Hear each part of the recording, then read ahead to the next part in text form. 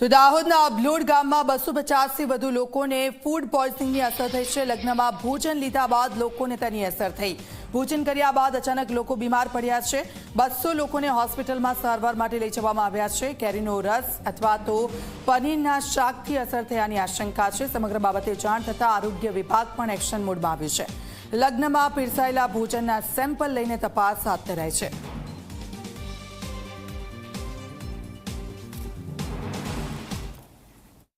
आज रोज हमारे अबलोड गामतल मुकामे एक घटना बनी जे लग्न प्रसंगना कार्यक्रम में कोई कारणोसर फूड पॉइजनिंग थयुं छे। अमारा गामना तमाम लोकोने जेमांथी 200-250 जेवा लोकोनी सारवार अर्थे झायडस होस्पिटल लाया छे अने जेमां धारासभ्य साहेबने अमे फोन कर्यो जे तात्कालिक घटना स्थळे दौड़ी आवी अने अમને खूब ज मददरूप थयेल छे।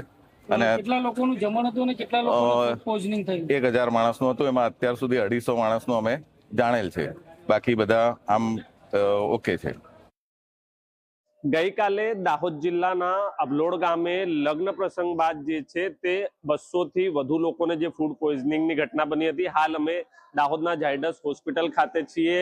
જે કહી શકાય કે અબલોડ ગામે લગ્ન પ્રસંગ હતો અને લગ્ન પ્રસંગ બાદ જે છે તે જમણવાર બાદ 200 થી વધુ લોકોને જે છે તે ફૂડ પોઈઝનિંગની ઘટના સામે આવી હતી।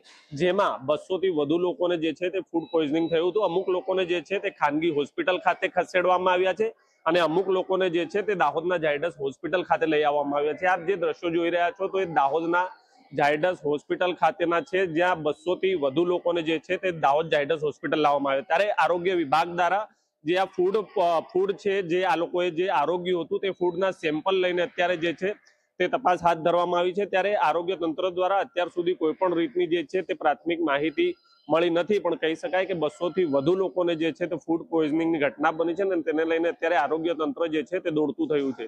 ધ્રુવ ગોસ્વામી, ઝી મીડિયા, દાહોદ।